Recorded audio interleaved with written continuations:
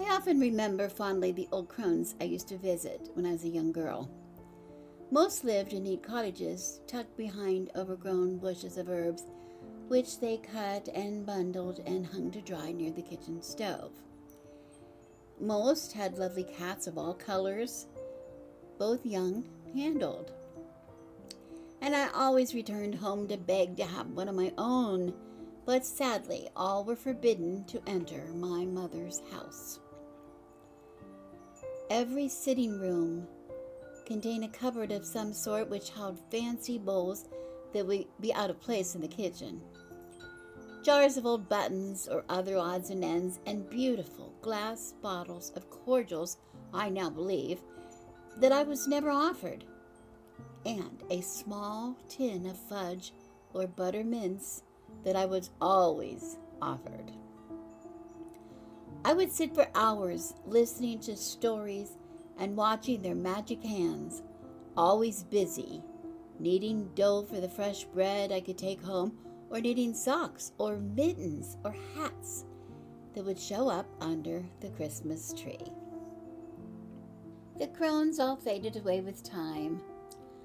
I met a boy, and for a while I forgot those days I left behind. I lived a dream. And then one day I woke up and I saw my own hands tying those bundles of herbs, my house full of cats my mother would not approve, my cordials in the cupboard, my own hands knitting socks and kneading the bread dough that I'm going to bake, or the good man is going to bake.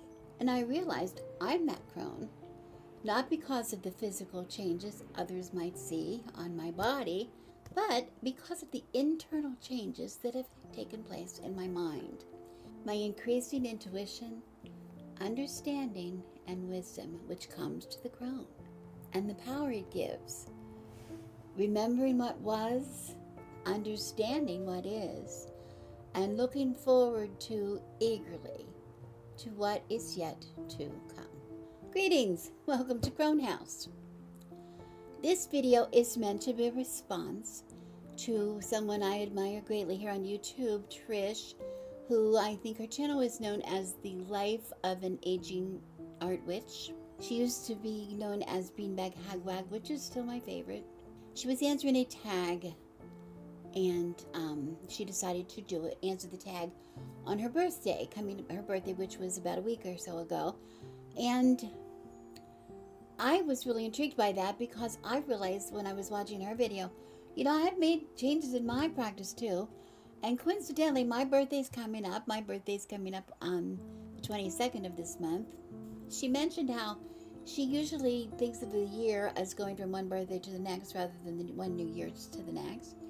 I kind of do the same thing. If you have watched some of my latest videos, or you are a member of my Patreon, you might realize that I always acknowledge the annual perfections year, a change that happens every year on my birthday. It's related to my birth chart. If you have a question, I have a video that you can watch. But anyway, I tend to have that already as a part of my practice going from year to year.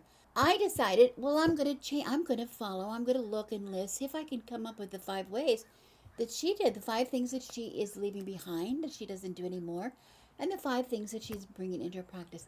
So this is what I came up with. Okay, for my video, I'm going to first list the 5 things that I'm going to leave behind, that I'm going to no longer emphasize or do at all in my practice. And then I will tell you the 5 things that I'm bringing in or emphasizing in my practice. I run the risk of repeating myself because some of the things I'm leaving behind, I'm changing into something else. But repeating myself is a risk of being a crone. You watching an old crone talk, you're going to hear me repeat stuff. I apologize in advance, even though I can't help it that I got old. The first thing that I am going to leave behind gladly, and I left it behind a while ago, but I never really officially left it behind, were daily draws of the tarot. Every day, drawing a new card. Oh, what's in store for me today? What kind of energies? I think that's nonsense now. Please don't be offended if that's what you do. But there are a lot of reasons, and you can see why if you see some of my videos that I've explained why. And in a lot of tarot spreads, There's a card, what's happening presently to you. Those are in combination of how does that relate to what's happened in the past and where am I going from the future. It's like a fluid journey, like the Fool's making in the Tarot fluid journey. So I am leaving behind those daily draws. And I apologize, I'm going to put it up here because I know the video is really bad. I had a bad old camera and whatever. But I want to say I was so proud of this in early days of journaling. I actually made a chart in my journal where I would chart, and every day that I pulled a card, I would color it in a certain color. And I made all these things. I was so proud that I did it. And I think I was just looking to see how often a certain card showed up in that month for me. What did that do for me? I don't know that it did anything for me except take a lot of time. So the daily draws are out. I'm going to spend my focus on other things, like I have been telling my students. Put out 9 cards, put out 3 cards, put out 5 cards, how many cards you want. Leave them on the table for a while so that you start to see what's going on. Keeping track of your readings, keeping track of those readings to see what's going on, to try to see patterns, do some journaling, those kind of things. I've got a lot of information on tarot on my channel here. Look it up. Look it up. The second thing I am leaving behind is old incenses. Incense. Now, if you ever shopped in my shop when I had my shop open, I had some incense blends. I had made incense blends for all the Sabbats, for all the aspects, for all the elements. I made blends, special blends for spells, etc. I had bags of herbs up to my ears selling them. So I had it wasn't like I didn't have a lot of herbs. But those were all blends that you had to burn on a charcoal disc, which I still do that, and I still enjoy doing that. But there are some times when you need the convenience of something else. And one thing I'm talking about is cone incense. And cone incense is very convenient. A lot of people love it. We've used a lot of that every time, but I have a problem. I'm very sensitive to the artificial perfumes that are in those cones. I even went to the point where when I was shut up in a room, or just with very little ventilation, doing rituals or whatever, I could hardly talk and I couldn't sing at all. My voice, I completely lost my voice. I'm very sensitive, but I've been putting up with them, and I've kept them around. But now I'm saying I'm not using them anymore. I'm not absolutely going to use them anymore. They are for a certain reason only. We've had instances of dead animals, possums particularly, crawling into places that we can't get to, like under decks and things like that, and dying. And then the smell was horrible for several days. So we were burning incense cones everywhere to try to cover the smell. But I don't need them anymore because I have learned how to make cones of my own blends.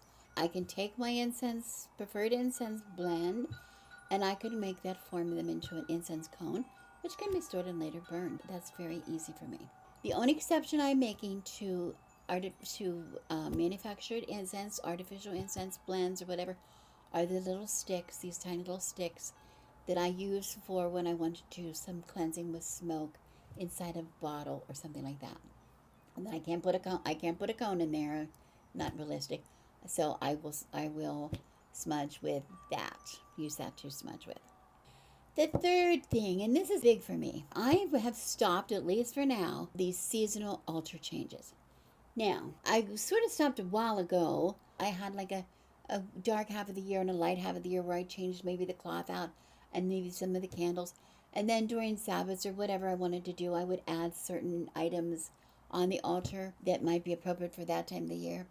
Well, I still can do that, but I have combined some altars on my altar. The little shelf that I used to use here on this table, I just switched that over to my main altar, and I switched that little drawer shelf over to this table. But the biggest thing it did for me is right now I was able to take a fertility altar, prosperity altar, from the very, very dark corner of this room where you could hardly even get to it, and put it front and center on my main altar. Because right now that's what we're talking about. We're talking about fertility. We're talking about gardening, things successful gardening. We're talking about increased health for the good man. We're talking about increasing our finances, growing money. These are important in our life, and that is on our main altar. I've included some things on here that really represent some of the changes that I'm going to be bringing into my practice. And they're represented, symbols of those things are represented now on my altar. And I'll talk to maybe a little bit more when I get to that section. But they're front and center on my main altar where I am. They're in my face all the time. I can't forget about them. I cannot forget about those. The fourth thing that I am getting rid of, walking away from, and this is hard to explain, but I want to say YouTube, this channel particularly, it's not my practice. That's not my witchcraft. That's not my craft, practice my craft. That has really nothing to do with me in a lot of ways. And I know you know that. I never said it was. But it has filled up so much of my time between this channel and making videos and editing videos and all the things that go with it, which you don't even want to know. If you have never made a channel, don't start now, because it's too much work. I'm telling you, too much. Focus is taken to the place here on YouTube and onto Patreon, whatever. But also, the energies that I'm putting into this, also the energies that I'm putting into any work that I do with my coven or whatever coven I'm with, that's a focus of the energy. And when I'm with a coven, I am really focusing on the kind of magic or the kind of traditions that the coven uses. Okay, so I used to be able to, go to the coven and do their thing, and then go home and do my thing, or go home and do my thing with a good man. Or I used to be able to go, do YouTube and then still do my practice. But there's too many things going on in my life, and I can't do it all. So YouTube, I've got to keep in mind all the time, this is not my practice. This is where my energies are going. So maybe you're not going to see me as often as you saw me before. I don't know. Maybe I'm going to have shorter videos. If I could stop talking, that would be really nice for both of us. We'll see how that goes. But something has to change, because this is not my practice, and my practice is suffering when I'm spending time or worrying about other people's practices. Okay, if that makes sense. Don't take offense. I don't mean it to be. Then again, sort of going along with that is keeping my magic behind the door. I don't mean I'm in a closet. I'm not in a closet. Oh my goodness, I'm not in a closet at all. I'm out in the open. You can see me. I'm here all the time. I have signs, tarot signs on my house. People know what I'm doing. I don't hide it. But I tend to keep it in a compartment.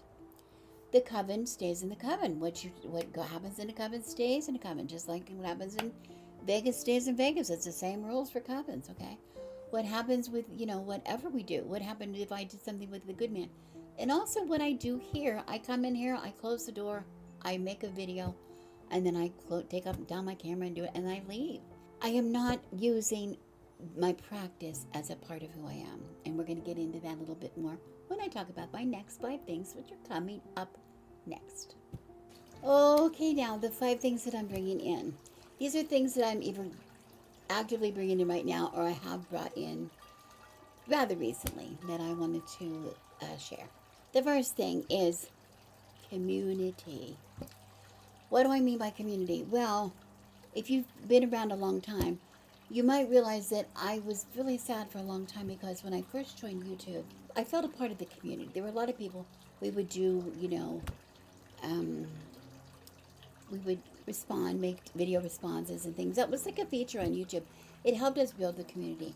And then that fell away. And I really struggled for a while, because I felt that there were 2 different communities I was a part of. I thought I was a part of, like, one would be the tarot community, one would be the witch community. And it turned out that since I wasn't really a tarot deck collector, or I wasn't a cute little witch with tattoos and whatever, I didn't belong in any community. Nobody was listening either way. So I was like out of a community. And also, in life outside of YouTube, I tended, when I was first in a group that we did public ritual, I was very much a part of a community, in the fact that every month I'd see the certain people and I'd know them. I got to know them after a while.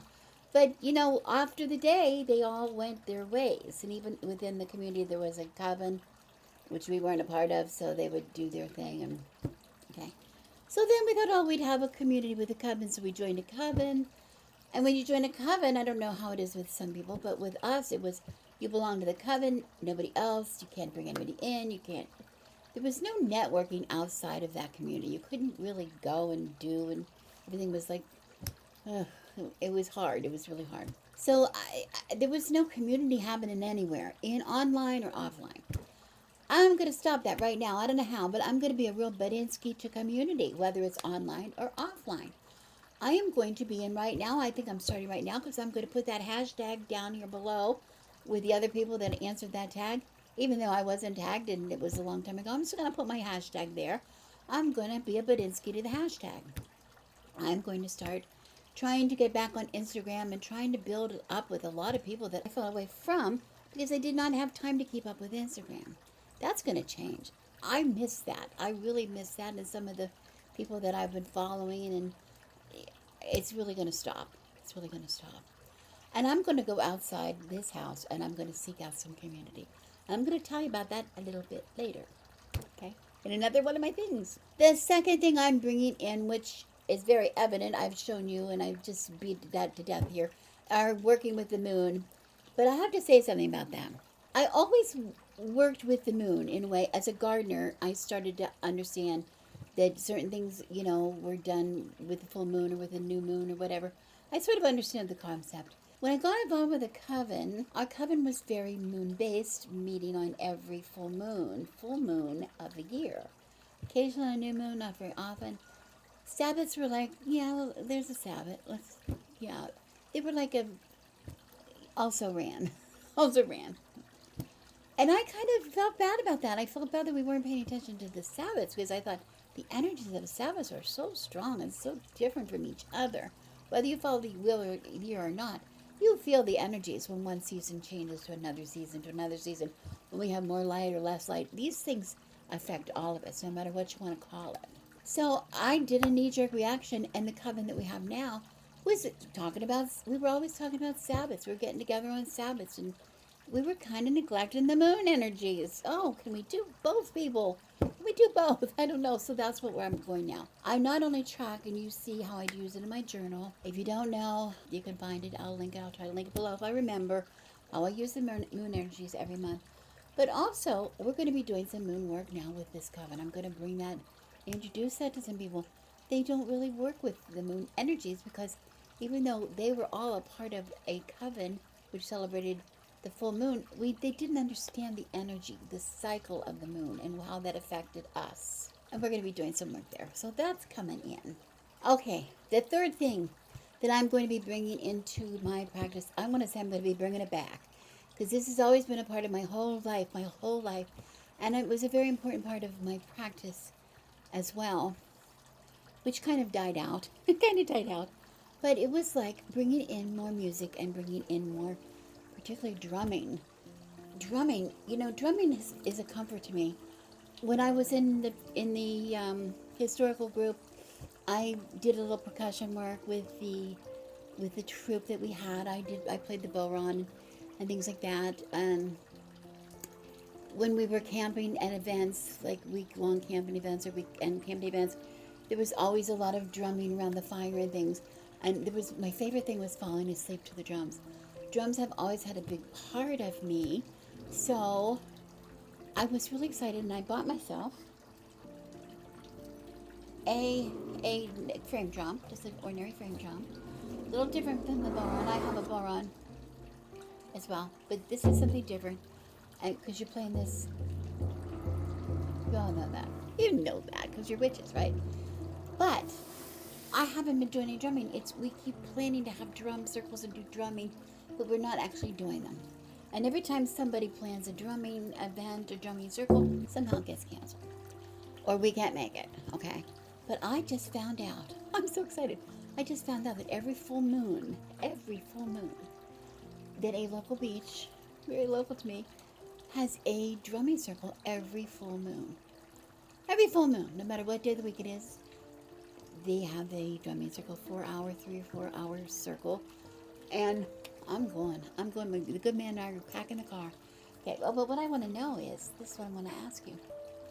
I want to paint my drum. I bought this drum and I haven't really used it because I wanted to paint the head. It's fine, it doesn't need painted, and people go, don't paint it. I love a painted head. I love to paint it. And also cover up the brand or whatever. I don't know. So if you have a suggestion for what I should be putting on the head of my drum, leave it below. Leave the suggestion below. I would love to hear it. This is where I want to point out, going back to what I'm leaving behind, and when I change my altar setup, I have things particular on my altar You may have noticed, if not, go back and look again, that are particular to these intentions that I have put on my altar. Things that remind me that this is going to be a part of who I am now in my practice, and I'm really excited about that. And getting rid of that bad incense is going to help me with my singing, because at rituals, we're not going to be burning it. If somebody brings incense to burn, we're either going to go outside and burn it, or we're going to use something else, something on my cones. We'll figure it out, but it's not going to happen. The fourth thing that I'm bringing in is, it's hard to put this, but I want to start seeing the connections again and bringing the connections into my practice. We all get so busy that we don't take the time to really look and see what we are seeing, what's there for us.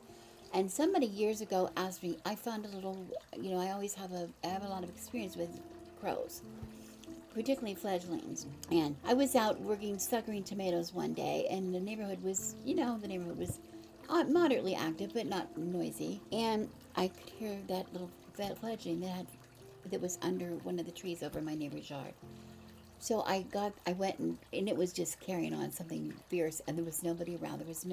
By nobody I mean there was no adult crows watching it, because sometimes they try to get them to go and be on their own, so we shouldn't interfere. But this was quite a while that little bird was down there being more and more frantic, and no adult crows were flying around watching it. There were no crows to be seen. The people said, "How did you know that bird was there?" Because I heard it, because I was tuned in. Yes, I was listening to my wind chimes and my water fountain that drives you guys crazy. I hear, chattering and music all around, and traffic, and we're close to the freeway, and there's an alley behind us. There's always noise. But I was tuning into what I was hearing behind me.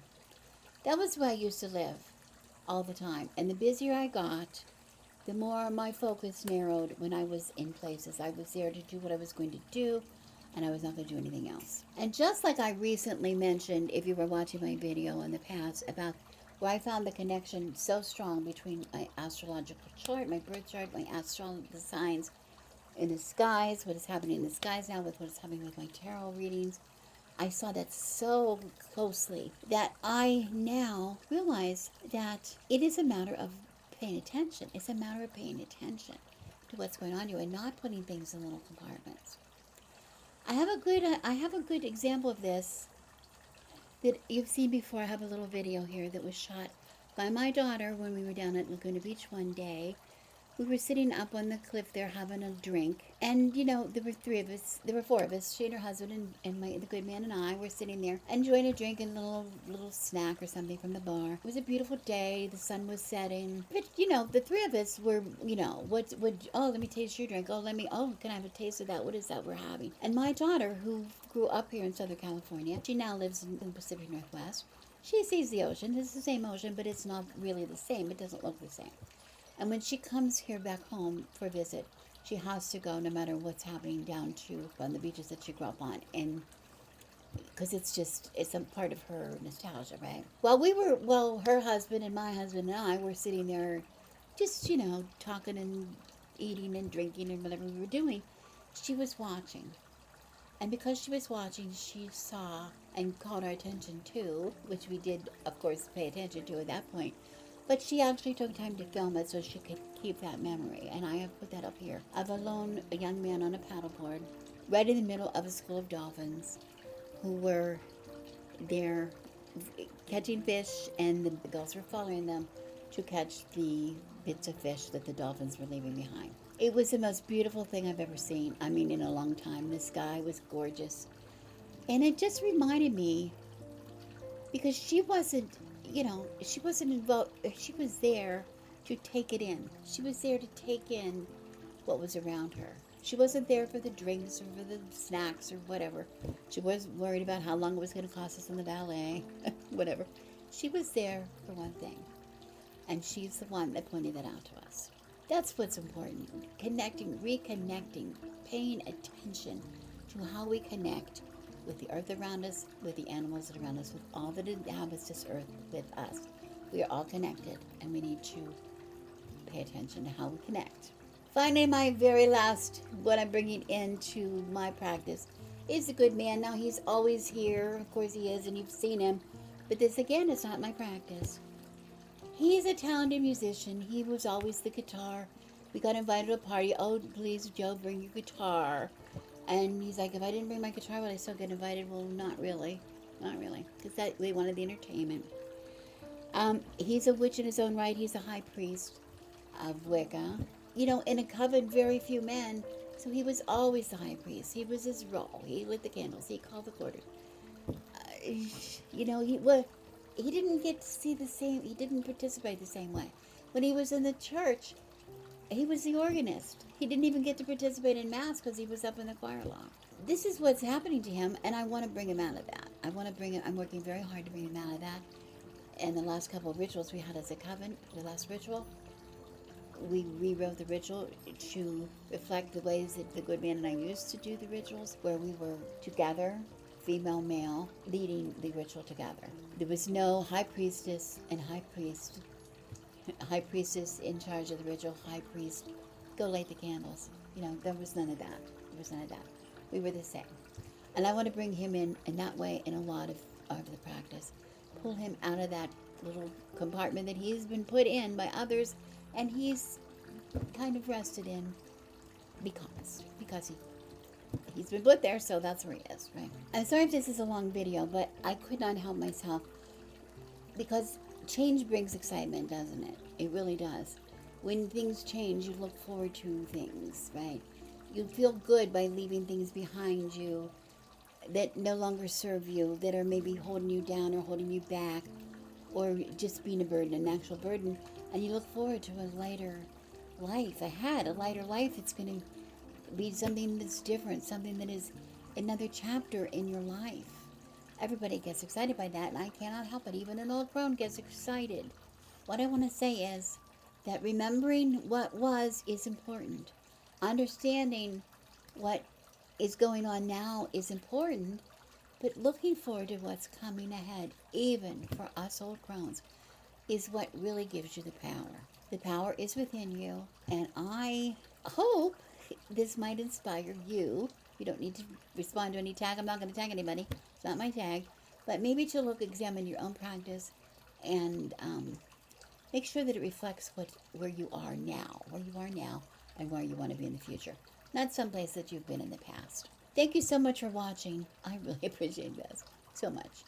And I'm Rebecca, and I wish you blessings.